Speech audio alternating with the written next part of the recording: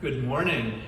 Good morning. And welcome to the Community Church of Chapel Hill, Unitarian Universalist. Whoever you are, whomever you love, however you arrived at this beloved place, you are welcome here. I want to give an extra special welcome to our guests and visitors, guests and newcomers. If you are a guest or a newcomer, there is a special note for you. Welcome, guests and newcomers, on the back of the order of service. I want to give, as usually it's the worship associate business, but as we're kind of easing back into the opening of church life, been going over some of our kind of community expectations, and we have two sections in the sanctuary at this time. This side is sort of the congregate seating, sit wherever you would like, and this side is the socially distanced seating where there has been spaces marked off, and as long as you don't sit on the blue tape, you're probably sitting in just about the right spot. After the service, following the service, please join us for some refreshments, some water out in the courtyard. And we do have two sections of socializing space. We socialize in the courtyard until the community room is opened back up, or until the Jones social room is opened back up. And in the courtyard, it is mask optional. And then behind the building, out by the playgrounds, and there's the porch and the grassy area, that is a mask mandatory area for socializing after the service. And I think that's all the announcements, although I do want to call your attention to our featured announcements, which are on the inside of your order of service. There's three featured ones. I'm going to mention two of them now and one of them a little later. First of all is that our Sanctuary for Dialogue Ministry, who are tabling in the courtyard this morning, are hosting a dialogue on August 1st on feelings about reopening. You can find out more at the table afterwards or by reading the announcement. I also want to draw your attention to this coming Saturday. Open house at a moment's notice. This is your chance to get in and be given a tour of our new building space. So please come, and there is going to be a commemorative chalice cookie. I'm not going to commemorate mine, I'm going to eat mine right there. So please join us, and it's going to be a real fun. So plan to be here next Saturday. Let us worship together, and I invite you to rise in body or in spirit and join in singing our opening hymn, number 360, Here We Have Gathered. I invite you to sing.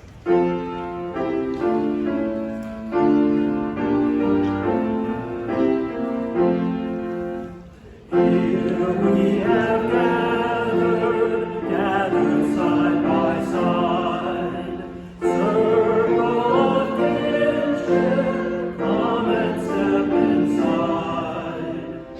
May all seek here find a kindly word, may all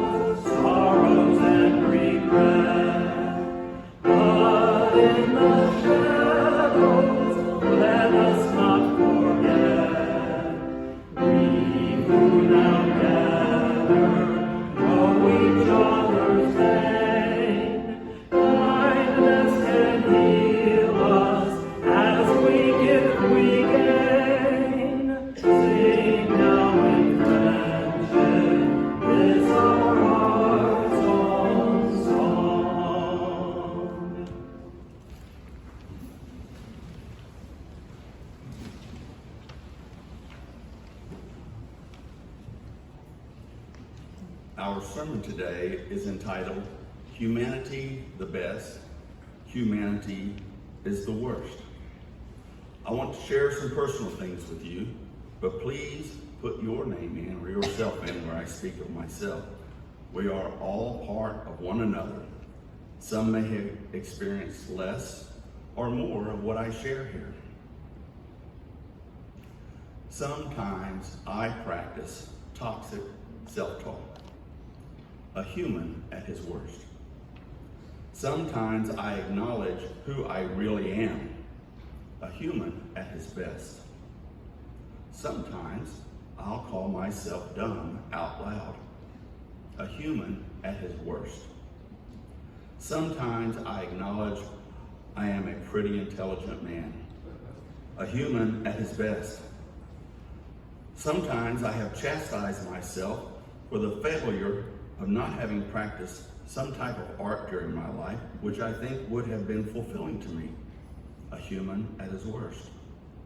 At 65 years of age, I began piano lessons, a human at his best. Sometimes I consider myself unlovable, a human at his worst. Then I am around my wife, my friends, or here with all of you, and I become a human at his best. Sometimes I look at what I think I do not have and think about those things I do not deserve, a human at his worst. Last Sunday, after Thom mentioned abundance in his sermon, I went home and made a list of things I have an abundance of in my life, a human at his best. Here in this place, we are all human. Here we bring our shortcomings and are encouraged by our community to recognize our best. Come, let us worship together. If you would, join with me in reading the words to the Chalice Lighting. If I am not for myself, who will be for me? But if I am only for myself, what am I? If not now, when?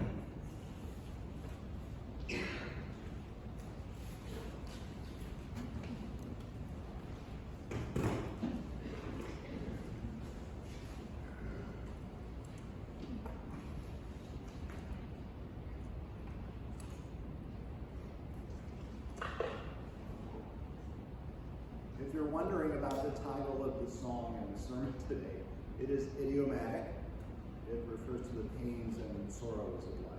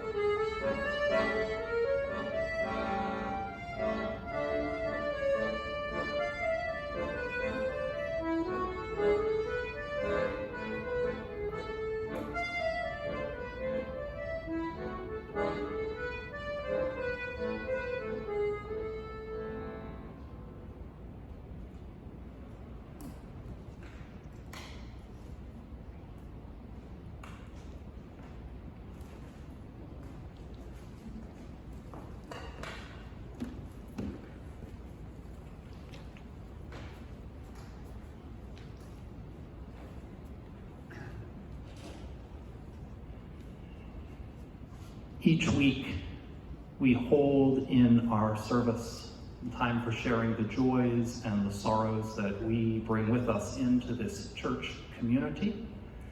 A couple folks who could not be here this morning sent me joys and sorrows that they wanted to name, and then following that, there will be a time for anyone who's come with either a significant personal joy or a significant personal sorrow to come forward, place a stone in the bowl, say your name, and then briefly, in a couple of sentences, share your joy or your sorrow. First stone is placed this morning is placed by Katie Donovan. Katie asks for our prayers tomorrow as she undergoes a shoulder replacement surgery, and Katie feels held by this community if we would think of her during her surgery tomorrow. The second stone is placed this morning by Stevie Parks. Stevie is elated to have moved to Pittsburgh, but shares a concern about the chemical contamination of drinking water in Pittsburgh. And she says that this is inspiring her to greater activism for a cleaner and more sustainable world. If there's any joys or sorrows, they may be shared.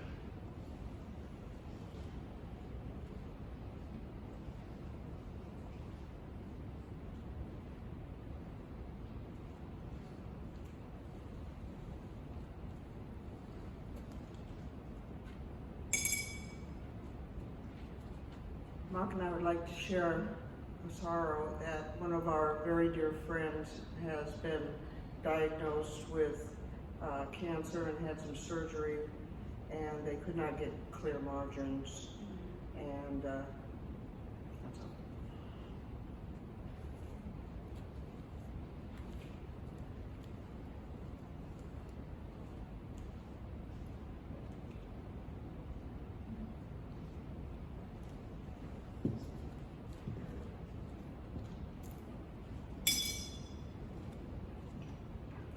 Hi, I'm Sarah Clark Farnell, and I wanted to share that my 8-month-old said her first word, which was hi.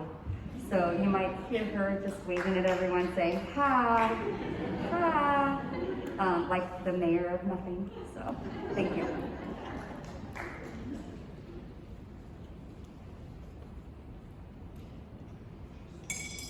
Good morning, I'm Jenny Warnash. I just wanted to share some milestones. My eldest, who some of you, if you have kids in RE, know Alan, he just turned 21 a week and a half ago. My middle turned 18 in June, so that feels big. And my husband and I just celebrated our 25th anniversary last Tuesday. And I'm halfway through nursing school. I started in August and I finished in May.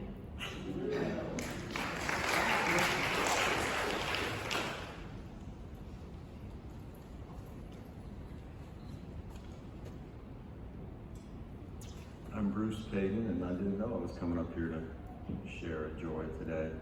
My son Jonah was the baby Jesus in the Christmas pageant in 2003. And I've been up here a few times over the years. I reported on him scoring 3 goals in a soccer game, 14 points in a basketball quarter. And I got up here when he said, maybe at 7 years old, we're not gonna hold hands anymore. And we kept holding hands. And he still sits on my lap. So he took off a little early for college to do some adventures 5 weeks earlier than I expected. And I'm having a few feelings about that. And we talked to him yesterday, and my girlfriend said, "Do you miss us?" And he said, "No." And he's coming back. Thanks.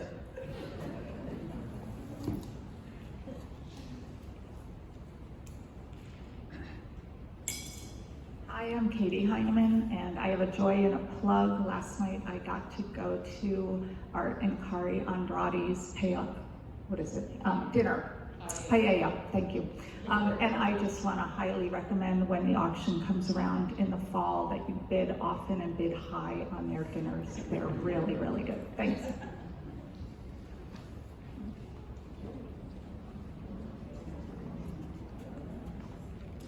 Hi, my name is Matt, and this is Allie, my wife. We came here one other time post-pandemic, and we're told that we were supposed to come up here and introduce you all to the newest member of the community. So this is Finnegan Sawyer Wolf. He was born May 21st, 2021, so about 7 weeks ago. And he's a little shy, so he's not going to speak. I don't know why I'm holding up to the mic. But he will snort. We had a little extra time at the hospital that we were not anticipating, but he has been home now for a few weeks and is happy and healthy, so we are very grateful.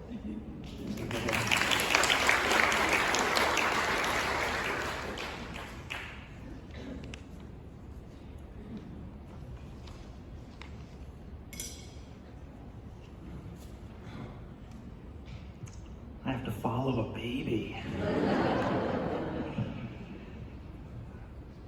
Final stone is placed for all of the joys and the sorrows that we hold in our hearts that were not spoken.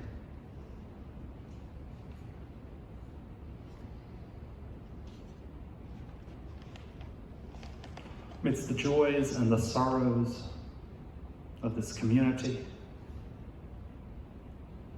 amidst the trials and tribulations and blessings of our lives, let us pause for a moment of prayer and meditation. Spirit of life, source of our being and our becoming, we give thanks. Thanks for the gift of life, the gift of community,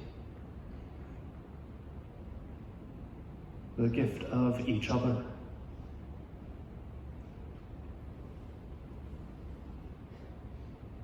Remind us of the ways of community,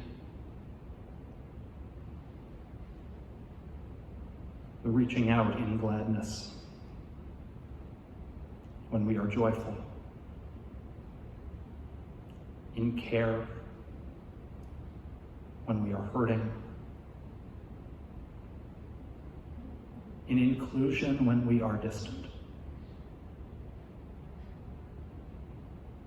and in challenge when we need to be recalled to our better selves.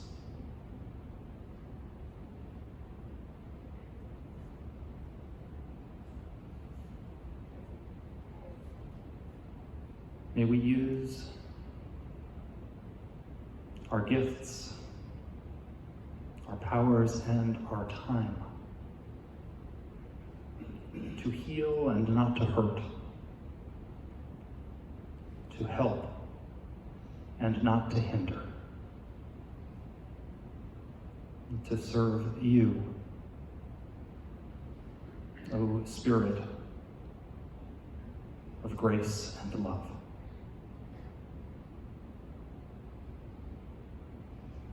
Amidst the meditations of our own hearts, let us hold a time of silence together.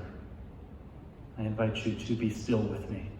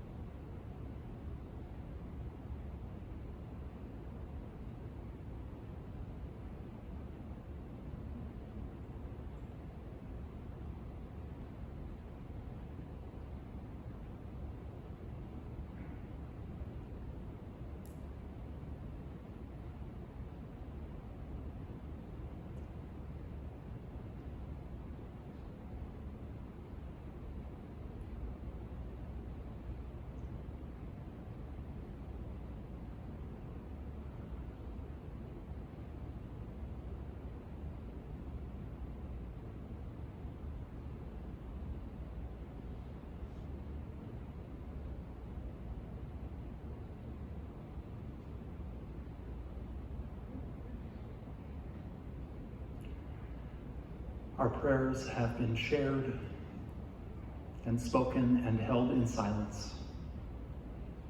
Let us now sing our next prayer, number 168. And for this one, I invite us to rise in body or in spirit as we sing together.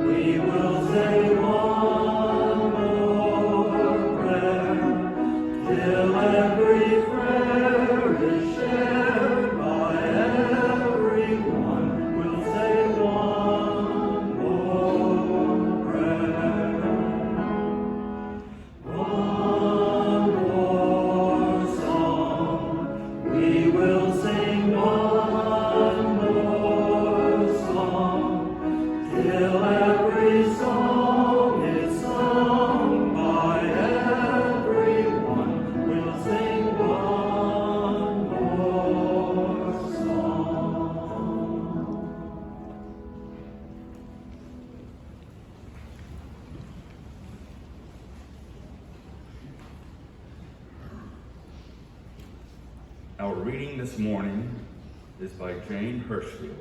Let them not say. Let them not say, we did not see it, we saw. Let them not say, we did not hear it, we heard. Let them not say, they did not taste it, we ate, we trembled. Let them not say, it was not spoken, not written. We spoke, we witnessed with voices and hands. Let them not say, they did nothing. We did not enough. Let them say, as they must say something, a kerosene beauty, it burned.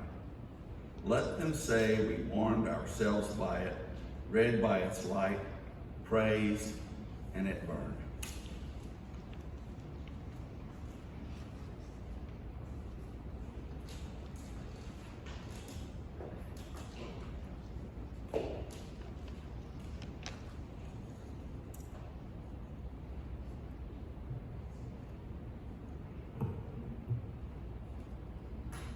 Before I jump into the sermon this morning, I want to give a little update about next week's sermon. As I woke up on Sunday, I'm already thinking about what I'm going to do next Sunday.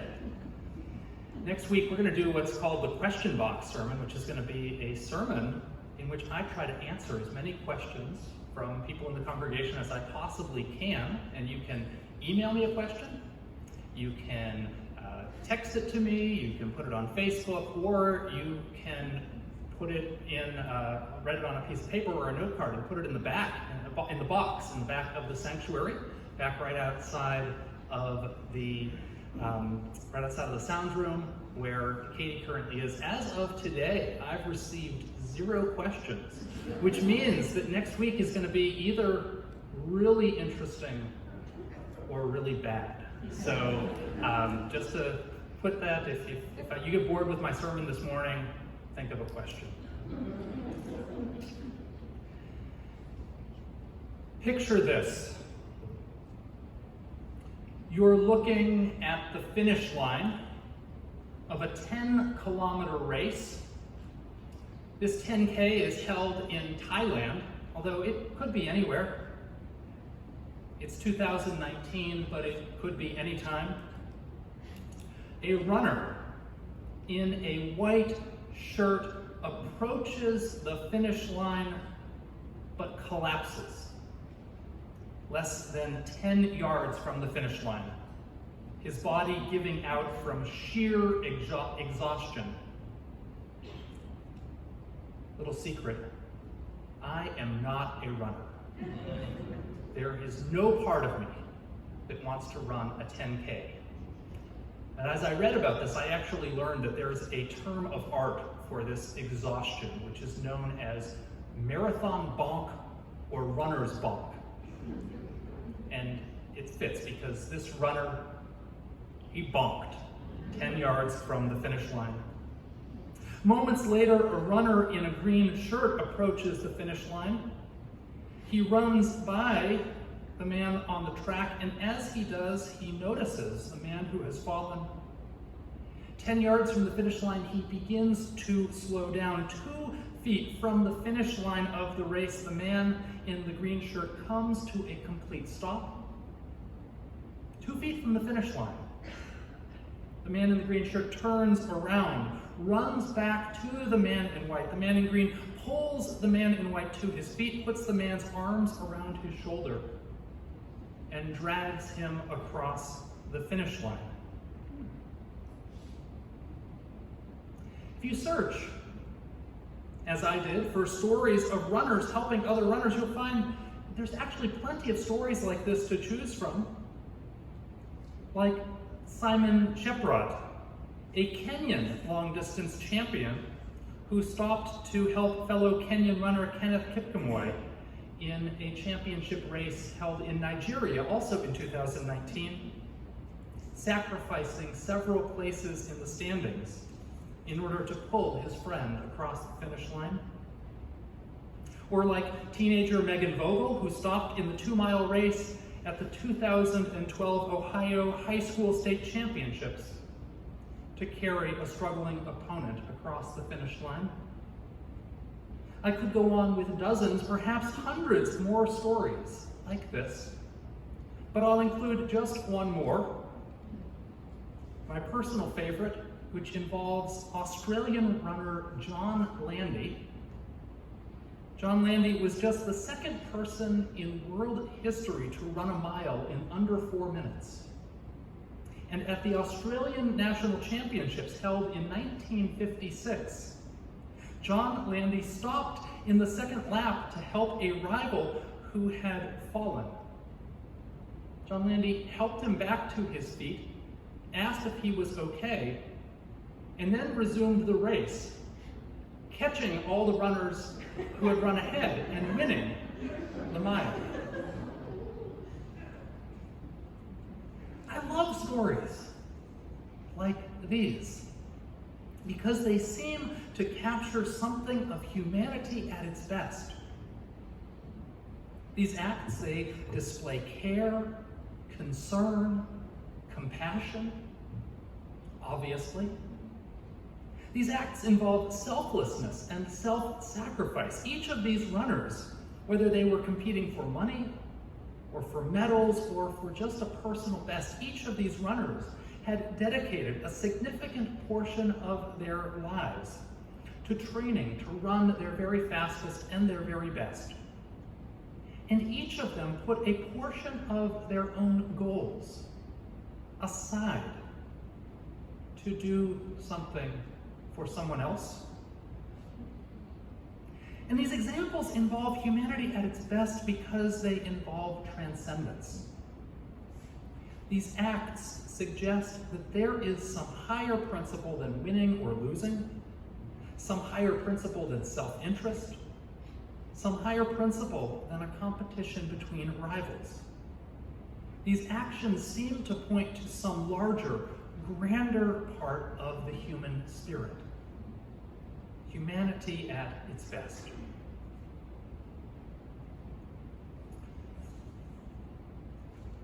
You don't need me to tell you that I could also provide example after example after example of humanity at its worst. No matter the day, the news gives us plenty of examples. It's not hard to find examples of cruelty instead of kindness, callousness instead of compassion. It's not hard to find examples of greed and self-centeredness causing suffering. And it's not hard to find examples of destructiveness, of a denial of our shared humanity. You don't need me to make a list for you. My sermon this morning is really about how we make sense of this. There are so many examples of humanity at its worst, and also so many examples of humanity at its best. So how should we think about the nature of humanity? What I'd like to do is I'd like to kind of run through 4 different ways in which smart people have made sense about the nature of humanity.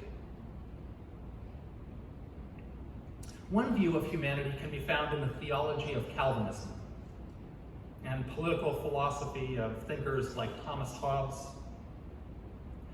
These worldviews held that our human nature is inherently sinful, even depraved, and that it's the role of religion and government and society to restrain our sinful and destructive impulses. Remember, it was Hobbes who famously said that in a state of nature, human life would be nasty, brutish, and short. There is, in this thinking, a constant struggle, a constant temptation for people to do evil, and it's the job of society to kind of constrain us and keep us from doing it. And for the most part, us as religious liberals, we tend to reject that understanding of human nature. With the rise of religious liberalism in the 19th century came a different, more positive view of humanity. Classic religious liberalism held that human nature is malleable and formable, and it's the role of society and social institutions to form human beings of good character. The famous Unitarian minister Henry Ware Jr. wrote a little book entitled On the Formation of Christian Character, in which he asserted that the human spirit could be shaped, could be molded, could be made good. And what followed was a massive movement of social reform, oftentimes led by Unitarians, based on this idea of shaping human character. You had the formation of public school systems and public library systems, which were seen as ways of forming members of society with good character. There was a move to reform jails and hospitals as places of rehabilitation rather than punishment.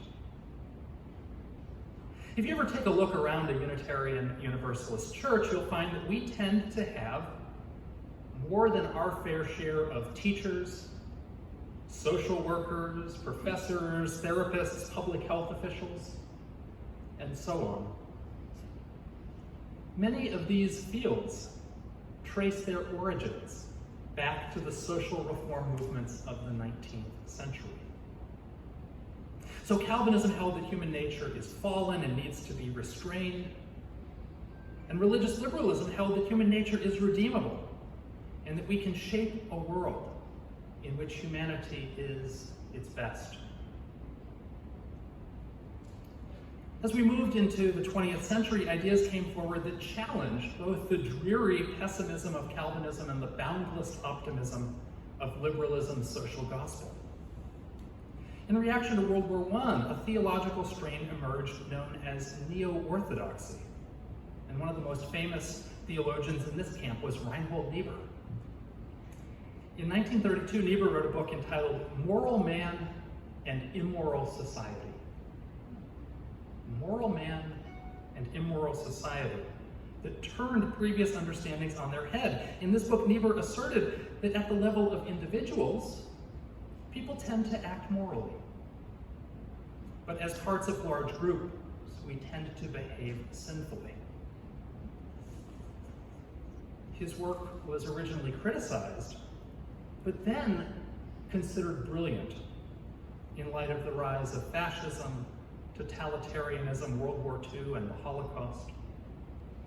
Moral man and immoral society provided a way of making sense of this most horrific chapter in humanity's story, when people were wrestling to understand the nature of humanity. I think Niebuhr's ideas were best illustrated by my friend Ingrid. My friend Ingrid had parents who were children in Nazi Germany. They immigrated to the United States, and along came their daughter Ingrid, who they raised. Growing up, Ingrid was not allowed by her parents to join clubs, sports teams, the Girl Scouts, or attend church. Her parents had adopted the theology of Niebuhr in its most extreme form. Her parents believed that groups threatened to poison our humanity, cause us to act outside of our moral character, lead us to act immorally. Isn't that interesting? It's an extreme way of thinking, and it's one that we'd probably reject. After all, you chose to come here this morning as a part of a group. But there's an extent to which the consequence of Niebuhr's thought has been a splitting of the self into public and private, social and individual. In this worldview, a person can be a part of an organization, a corporation, a movement that is doing highly immoral, damaging things, but can still be a good person, because our self is separate from society. How do we assess human character? What do we make out of human nature? There's a temptation to split up our idea of humanity, where being a good person means things like being nice to your dog, or loaning your neighbor a cup of sugar, or being pleasant at a cocktail party. And it turns out that this may not be a good way to assess human goodness. Calvinism said that our nature is bad, and that society restrains it. Social gospel liberalism said that our nature is malleable, and it's the job of social institutions to shape us. And neo-orthodoxy said that our nature is to be good, but we need to watch out for groups, which will lure us down a dangerous path. And then there was a fourth way of thinking about human nature, put forth most recently by feminists and by other liberation movements. Feminist thinkers called foul on Niebuhr. They did not like his book. And on the whole dualism between public and private, personal and societal. This idea of the public-private split was a lot of hogwash, they said. For one thing, they pointed out that there are plenty of men who are not moral angels in the private sphere, as this theology seemed to suggest. But for another thing, they pointed out that it led to a fragmentation of the human self. This idea that we are all good people who happen to be caught up in sinful and oppressive systems leads to a split of the self. Humans are the best, but humanity is the worst. Liberation theology, feminism, the movement for Black lives and queer liberation challenged this view of humanity. Out of feminism came an understanding that the personal is political, and vice versa.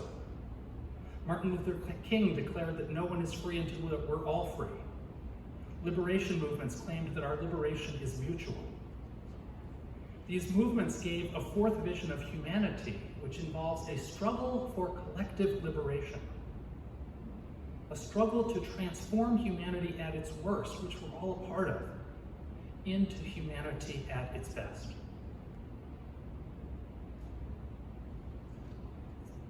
I began my sermon with that image of runners stopping to help out their fellow racers. I said this seemed to me like an image of humanity at its best. A display of kindness, concern, care, and compassion, an act of selflessness and self-sacrifice. But more than that, the runners acted in a way that challenged the way things are, the rules of the game, the way things are structured.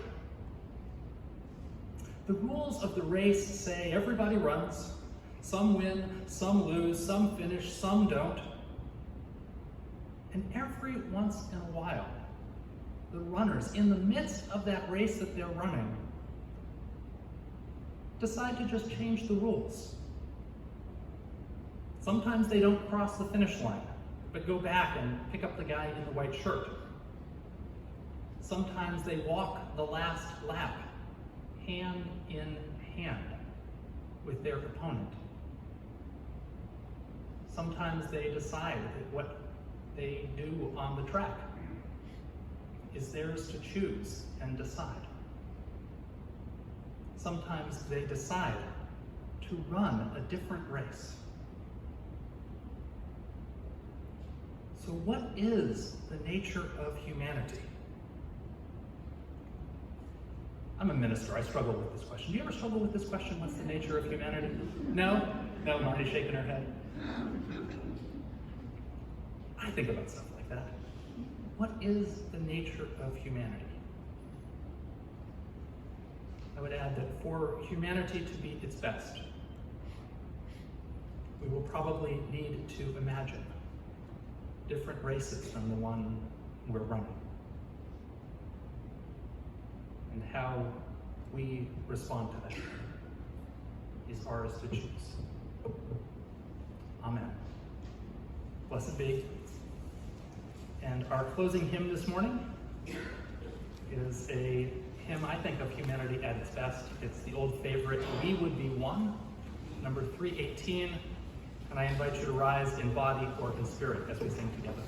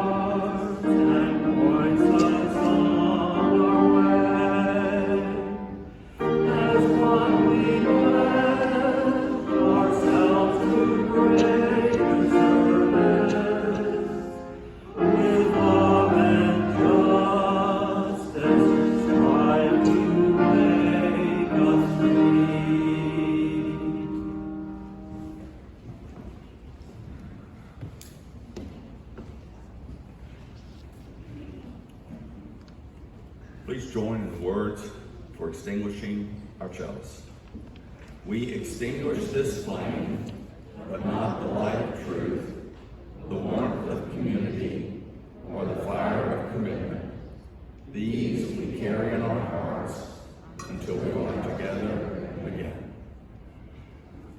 we sing Shalom, let us take a moment with Glenn Meerbach, our music director, on a very deserved vacation during the month of July. We've been blessed to have all sorts of musicians volunteering, and thank you to Keith Sawyer for piano playing and our special music this morning.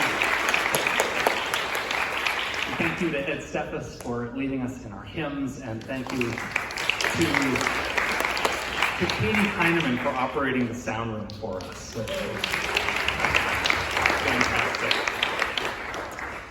We are a community of, some of us are comfortable with hand-holding in this time, and some of us are less comfortable. So for Shalom, if you are a person who would prefer not to hold hands, you are invited to put your hands over your heart. Or if you're a person who would like to hold hands, you're invited to sort of put your hands down next to the person next to you, and if they are feeling likewise, they may take your hand. And let us all sing together our closing song, Shalom.